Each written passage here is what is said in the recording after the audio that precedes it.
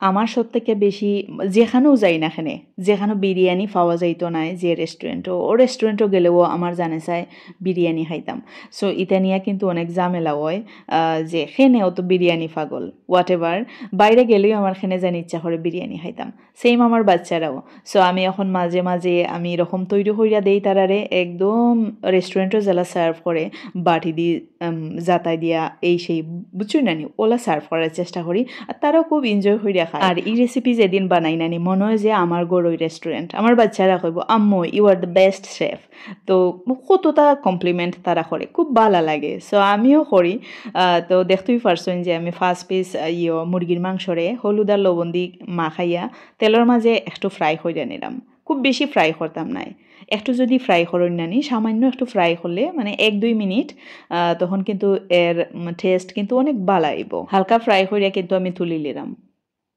আর যারা আমার মতো মানে নরবরে রাঁধুনি অকল তারা খুব বালা করিয়া জানেন মাংস যখন ফুটে মানে তেল যে উড়িয়া উড়িয়া পড়ে ইয়াল্লা জান যায় কি, আমার কাছে লাগে আতা বাড়ির সাথে যদি আমি বাস একটা অ্যাড করতে পারতাম, মানে একদম ফাঁসার দূর থেকে রান্ধতাম পারতাম, তে খুব বালা হইল নে, চাপা ফুইটা রান্দা লাগে হোয়াট এভার। তো আমি এখানের মাঝে দিলাইলাম রসুন 3 টেবিল চামচ পরিমাণে, আদা রসুনের পেস্ট আর কি, সাথে তেজপাতা দিয়ে দিলাম। বাচ্চারার লজতের লাগি না নিয়ে আমি কোনো ধরনের গোটা মশলা ইউজ করতাম না এখানে আমি ব্লেন্ড করিলাম কিছুটা কাঁচামরিচ আর পেঁয়াজ কুচি প্রায় 1/2 কাপ পরিমাণের উইব আর কি, 3-4টা পেঁয়াজে আমি কুচি করে কাটি লিসলাম। সো আদা রসুনের পেস্টের মধ্যে আমি ওই পেঁয়াজ মরিচের পেস্টও দিয়া দিলাম। ওই রেসিপিটার জোল খাইতে নানি অত মজা রয় মানে আসলে ভাষায় প্রকাশ করার মতো নাই। তো হইছে গিয়ে আমি এখানের মাঝে কিছুটা মশলা অ্যাড করিলাম, একটু লবণ দিলাম, মাংসের মাঝে কিন্তু অলরেডি লবণ দিছি, ওটার লাগে আমি লবণ এখানে কমাইয়া দিছি, হলুদও কমাইয়া দিছি, মাংসত হলুদ দিছি। তো যাই হোক মরিচের গুঁড়া দিলাম আর প্রায় 1.5 টেবিল চামচ পরিমাণে দিছি গরম মশলার গুঁড়া। এখানেও আপনারা গোটা মশলা ইউজ না কইরা গরম মশলাও ইউজ করতে পারেন, এখানে আমি জিরা বা ধনিয়া কোনো ইউজ করছি না। এখন হালকা একটু খসাইয়া আমি পানি দিলাইলাম পর্যাপ্ত পরিমাণে, আর এই পানিটা ওই একদম ফাইনাল। তো পানিটা যখন উতরি যাবগি উতরানির পরে আমি মাংস দিয়া দিলাইছি, দেখতেই পারা। আর মাংস দেওয়ার পরে যখন বালা করিয়া উতরানি আইব, উতরানি আওয়ার পরে ডাকনাটা আমি লাগাইয়া আরো 10-15 মিনিট রান্না করবো, মানে চিকেন সিদ্ধ হইতে যত সময় আর কি। আর আপনারা তো বুঝরা চিকেন সিদ্ধ হওয়ার সাথে সাথে চিকেনের যে রস আছে এগুলা তো জুলের সাথে অ্যাড হইব, আর এই জুলটা খাইতে কিন্তু অসম্ভব মজা হইব। যখন আমরা প্লেটটা রেডি করবো আর জুল আলাদা করবো, এই জুল খাইতেও মজা হইব। আর রেস্টুরেন্টের জুল বিশ্বাস করুন ইদানিং যে বাদ হইছে। তো এখানে আমি সাদা পোলাও করে নিলাম, আর সেদিকে কিন্তু আমরা তরকারি একদমই রেডি হয়ে গেছি কি, আমি আগুন অফ করে লিছি। এখানেও আমরা প্রয়োজন মতো চাল নিছি কি ফুলাওয়ার চাল। সো একটা প্যানের মধ্যে আমি দারচিনি এলাচ আর তেজপাতা দিয়ে তেল দিলাইলাম, হালকা একটু ফ্রাই করবো আর কি। 2 টেবিল চামচ পরিমাণে আদা রসুনের বাটা দিলাম। এখন এগুলারে প্রায় 1 মিনিটের মতো আমি ভাজবো। লবণ দিলাইলাম স্বাদ মতো, একদম চাউলের বুঝে আর কি। লবণ কেন আপনারা স্বাদ মতো আপনারা ইউজ করবা, যতটুকু চাল অতটুকু বুঝা। এখন চালরে 3-4 মিনিটের মতো বাজিলিমু।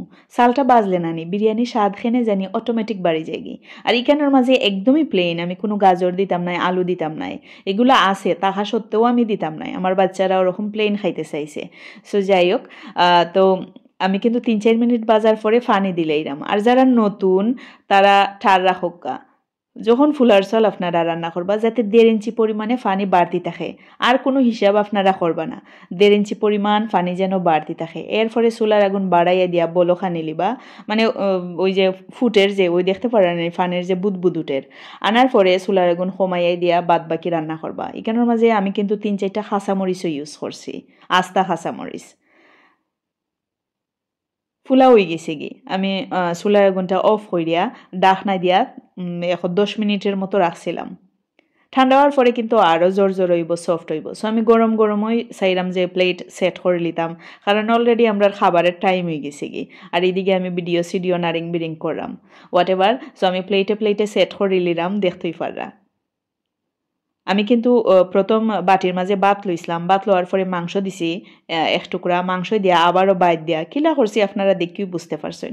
সো একদমই রেডি, দেখতে পারানি রেস্টুরেন্ট একদমই ফেল নাই কমেন্টস কইরা জানাইবা আর অবশ্যই প্রশংসা করবা বাদ কিছু কইবা না কমেন্টের মধ্যে আর যারা সিলেটি ভাষা বুঝেন না তারাও বাদ কমেন্ট করবা না সুন্দর সুন্দর কমেন্ট করবা সুন্দর কমেন্ট হলে বালা কাজ করার উৎসাহ জাগে তো যাই হোক আজকে এই পর্যন্তই see in the next video till then bye আল্লাহ হাফেজ সবাই ভালো থাকবা